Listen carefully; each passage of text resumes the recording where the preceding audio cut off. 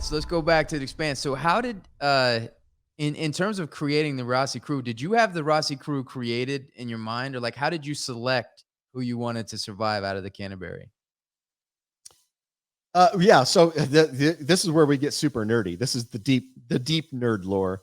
Yeah. So the first version of the Expanse was actually supposed to be a video game.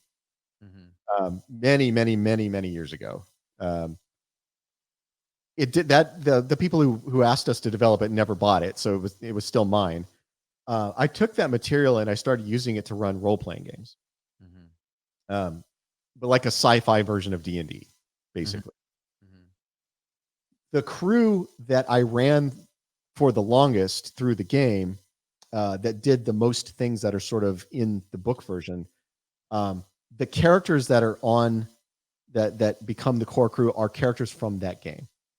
So the reason James Holden's name is James Holden is because the guy who created James Holden named him that. So I didn't name those four characters. Oh, that's fucking fascinating. Because the first role-playing game I played was with you and Clint, and we were Yes, over at Clint's, and what I realized is, like, this is a writer's room. This it's is a a right. it's a writer's room. This is a brainstorming session.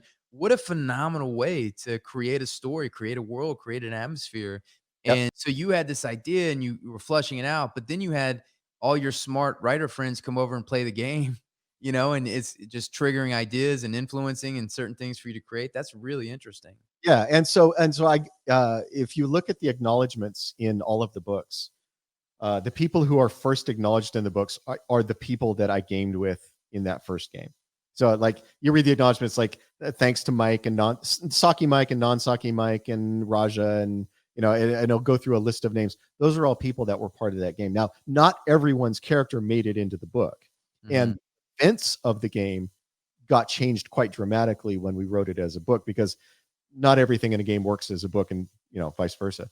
Yeah. So we changed quite a lot, but as a way to honor those people who had helped me so much early on developing it, I kept the names of their characters to honor them. So my friend Mike played the Amos Burton character.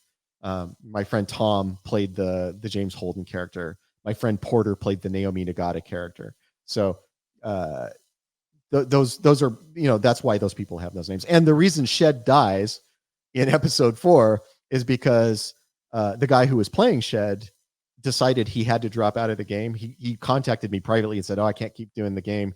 Um, is that okay?" And I said, "Okay, I'll write you out of the game." So I had a shocking moment in the game where they were playing, and suddenly this guy who'd been playing with them for however long, just suddenly his character was just dead. His head had been blown off. And it was such a great moment in the game. Like everybody was so shocked, like, "Oh my god, is Shed dead? Like his head has been cut off." Um, we had to put that in the books, and of course, because it was in the book, we had to put it in the TV show. I mean, that makes me love the story that much more. This kind of history and the things that that created around it.